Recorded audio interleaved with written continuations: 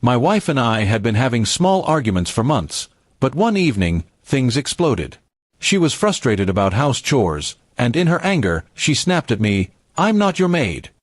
Her words cut deep, not because she was wrong, but because of how coldly she said it. I tried to brush it off, but instead of calming the situation, I made it worse. I looked at her and said, "Fine, I'll get another wife then." The words left my mouth sharp like a blade, and instantly, I knew I had gone too far. Her eyes widened in disbelief. She stared at me, as if I had just shattered everything we had built together. "Another wife? That's how little I mean to you," she whispered. I wanted to take back my words, but my pride wouldn't let me. Instead, I folded my arms and stayed silent, as though I had won the fight. But in truth, I had already lost something. The next few days were unbearable. She avoided me, barely spoke to me, and moved around the house like a stranger. Meals were quiet, and laughter had completely disappeared from our home. I told myself she would get over it, but deep down, I could see she was slipping further away. One evening, I came home to find her packing a small bag. My heart sank. She looked at me with red eyes, tired from crying. "You said you'd get another wife," she said flatly. "I won't stand in your way. I deserve better than being threatened with replacement." I froze. I had said it in anger, but now my careless words were costing me the love of my life.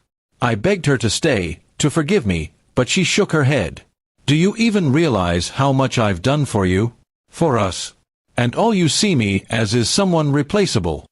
Her voice broke, and I had no defense.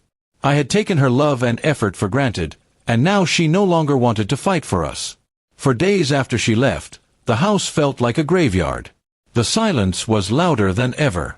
I noticed the little things she used to do, keeping my shirts ironed, leaving notes in my lunch, calling to remind me of my meetings. All the things I had brushed off as normal were gone, and I felt the weight of my selfishness crushing me. I tried calling her, sending messages, even going to her mother's house, but she refused to see me. Her family knew what I had said, and their disapproving eyes reminded me of my foolishness. I had reduced my marriage to a cruel joke, and now my wife saw me as someone unworthy of her love. One night, I sat alone at the dining table, staring at the empty chair across from me. My own words echoed in my head, "I'll get another wife." The irony was unbearable. I didn't want another wife. I only wanted her, the woman I had pushed away with arrogance. Weeks turned into months.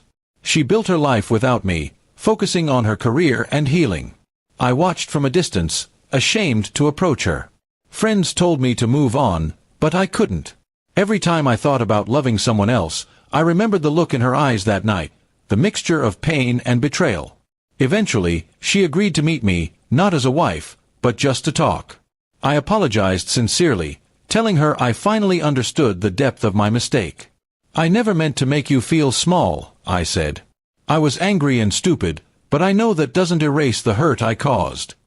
She listened quietly, her face unreadable. "Words have power," she finally said. "And yours destroyed my trust." Her voice was calm, but it carried the finality of someone who had already moved past the pain. I realized then that some wounds don't heal just because you apologize. I left that meeting broken but wiser. My careless threat had cost me the woman I loved most. I learned the hard way that marriage isn't about winning arguments, but about respect and kindness. And sometimes, one cruel sentence is enough to end a lifetime of love. Now, when people ask me why my marriage ended, I don't hide the truth. I tell them, I lost my wife, not because she wasn't good enough, but because I made her feel like she wasn't valued. And once love is replaced with pain, no apology can bring it back.